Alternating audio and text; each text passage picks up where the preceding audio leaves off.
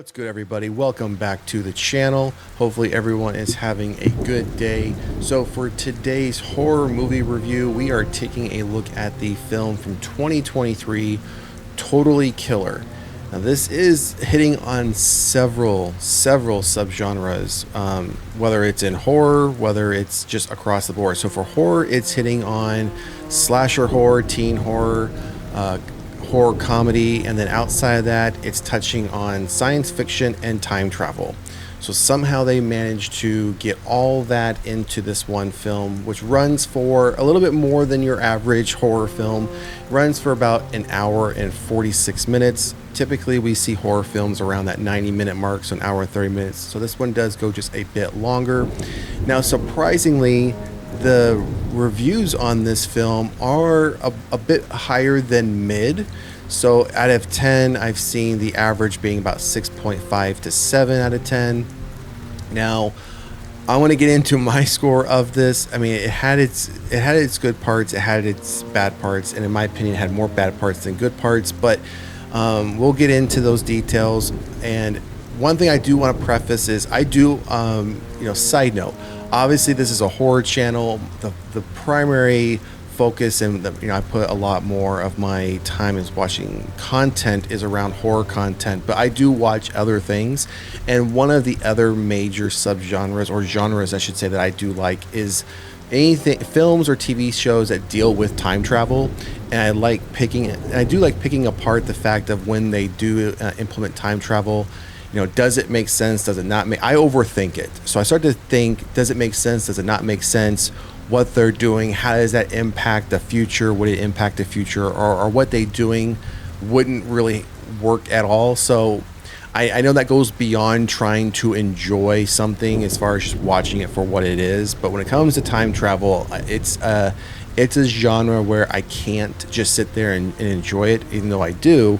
I sit there in my mind and think, how is this really going to work? And that's what happened here. So I'll touch on some of those aspects as we do the spoiler review. So just some quick information on this film. Again, if you haven't heard of this film, it is an Amazon original, so it is on Amazon Prime. It's been out since 2023. Some of you may not have seen it, may have seen it. I think it's possible it could have been passed over just based on how it looks, and also because of the various genres that it's touching on. This actually didn't come up in the horror section. It actually came up in one of the other sections. And it came up, and the reason I found it is because it was recommended based on my previous watch history. So when I saw it, I thought, this looks pretty interesting. We'll give it a try, kind of mix things up on the reviews. So some other things I just want to touch on. If you can see from the image on the screen, this does star, I believe I want to pronounce it correctly, Kiernan Shipka. So many of you might, she's been around for a minute. She's had a pretty big career. And I want to say most of her time has been spent on TV. Not to say she hasn't been in several, movies here and there, but the majority of her time has spent on TV. So some of you might know her from Chilling Adventures of Sabrina. She did that for a couple years leading up into this film after 2020. I think that show was canceled, so like 3 years later. But I primarily know her when really seeing her grow up from a young child to an adult was when she played in Mad Men. She played Sally Draper. She played one of Don Draper's children. He had 2 children, so she was in 89 episodes of that. So she was in that show for the 8 years it was running. So that's where I primarily know her. She was also in another TV series for a few years, The Legend of Korra. So just give you some background as far as, she does have some pedigree as far as being in a lot of stuff. So a couple of things we'll touch on before we get into this. It is, as you can see, the tagline is "Murder is so 1987." We will touch on that aspect as well. As far as box office results, I didn't. Obviously, there weren't any because this was an Amazon original, and Amazon decided not to push this to theaters, even in a limited theatrical run. They didn't decide to go that route. So when they got the rights to it, they just put it right to streaming. Obviously, it's an Amazon original. They would have the rights to it. But again, as far as from the story goes, Yeah, no limited theatrical run for this film, right to streaming.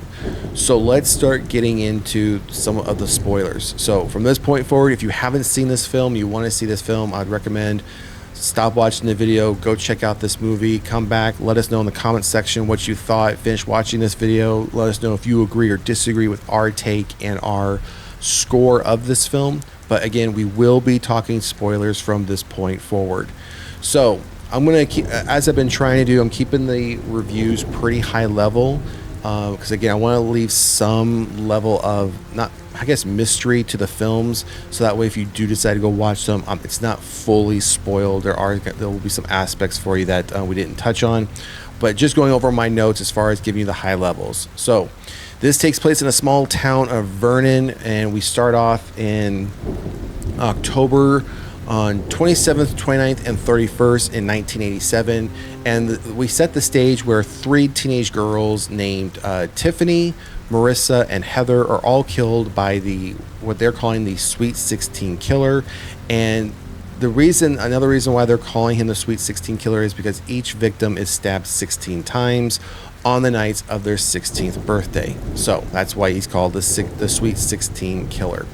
Now we jumped into present day, which is 2023, where we are following the main character, Jamie Hughes, and we're following her and her mother. She's going to a concert that night with her best friend Amelia, and her dad's taking them. Dad goes to pick up Amelia with her, gonna take them to this concert. And Pam, the mother, stays home, the mother of Jamie. So she stays home. Pam used to be friends when when she was a teenager with the other three victims that were killed in 1987. So the Sweet 16. So while she's handing out candy at home, trick-or-treaters, she is attacked by the killer, and the killer does stab her to death. And the way this happens, this little sequence, is as if she was prepared to at some point face the killer, because she has knives, guns, various weaponry placed around the house. And she even says that she's been training for this moment her whole life. But I mean, eventually that doesn't really help her, because she does end up getting killed. So now we're moving on through the story, and come to find out that Jamie and Amelia then come across the killer. They try to escape. Jamie then runs into this old small amusement park, small like fair, so to speak. It's not very big, but she comes across this booth that in fact is a time machine. The killer goes to stab her, but stabs like the base plate that's in this photo booth. Stabs it, it activates the time machine, and this then projects Jamie back into 1987. But prior to when the Sweet 16 killer had committed these crimes. So all three of the girls are still alive, and now she's in the same time period as when her mom's a teenager, along with her dad. And now her goal is to stop the killer. Her goal is to stop the killer from killing Tiffany, Marissa, and Heather.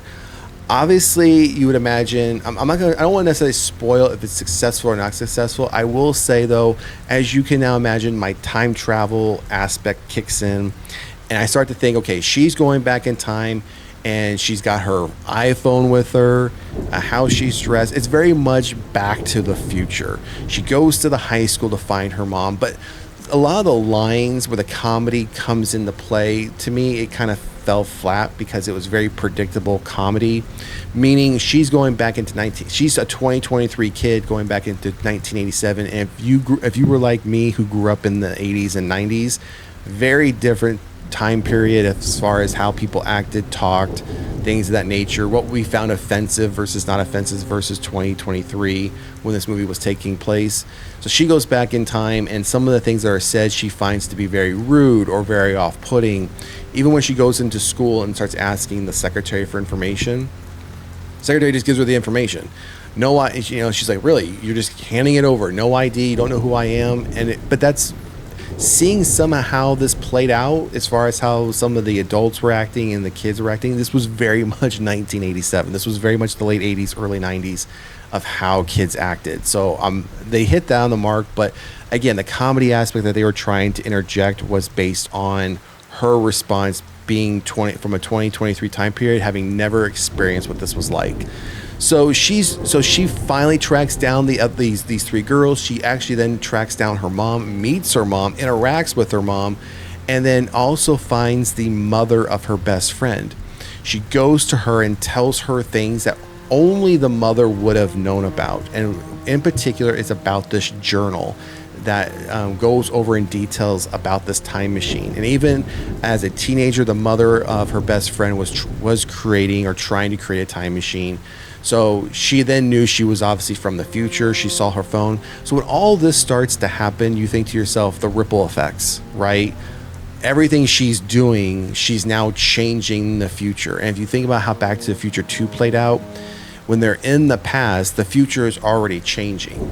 So whatever they're doing is changing the future. And when they went back to their current time, they saw all the impacts of what their decisions were. That's all I could focus on in this film. And yeah, some of the kills were good. There weren't many jump scares. It wasn't really scary. Again, it was very much a horror comedy. I mean, there were some graphic kills. I won't take that from it. I'm not going to mention who the killer is, because there turns out there is one killer that happens to be in 1987. You never guess who it is. But because there's time travel involved, they do play on the aspect of, well, another killer just happens to be able to utilize the time machine because the best friend that's still in the current time is trying to save her best friend and get back, able to get her to come back, right? So again, I'm not going to spoil who the original killer is, and somehow another killer just happens to pop up. I think you will figure it out, though. You will figure it out really quick, because the individual in the current time period just stands out as, yeah, he's got to be the killer, or she's got to be the killer, or they both got to be the killer. So I'm not going to spoil that. But again, the biggest part for me was, again, she's back. She's in this time period with her mom. She's interacting heavily with her. And when she does eventually get back to her time period, there are impacts to the future once she gets back. But the impacts that are there are very minimal. And based on everything that had transpired when she was in 1987, there would have been a lot more impacts to the future when she returned.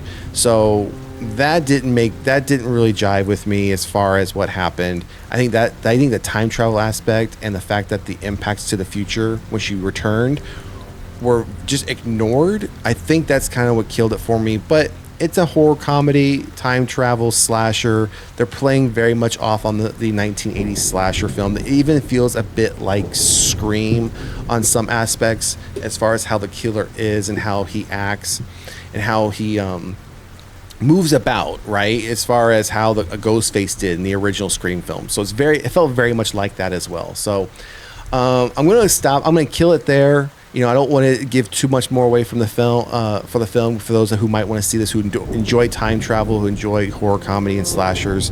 I would recommend checking out. It is very mid. I would agree with the reviews that are out there. It is very much a 3. I couldn't go any higher than a 3. Someone would really have to talk me into a 3.5.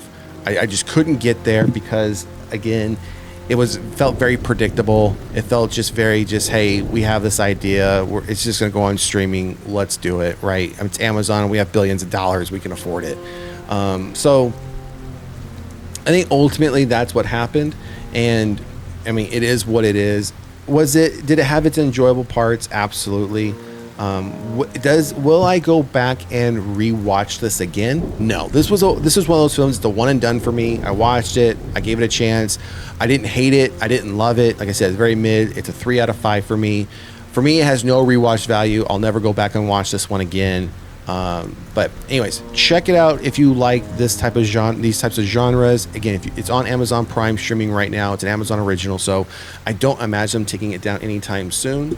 So that's where I'm at for the film Totally Killer. Came out in 2023 on Amazon Prime. Drop a comment in the comment section. Let me know what you think. If you've seen the film, what did you rate it?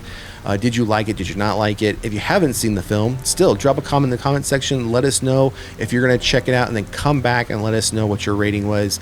And last thing, if you haven't done so already, please like, share, and subscribe to the channel.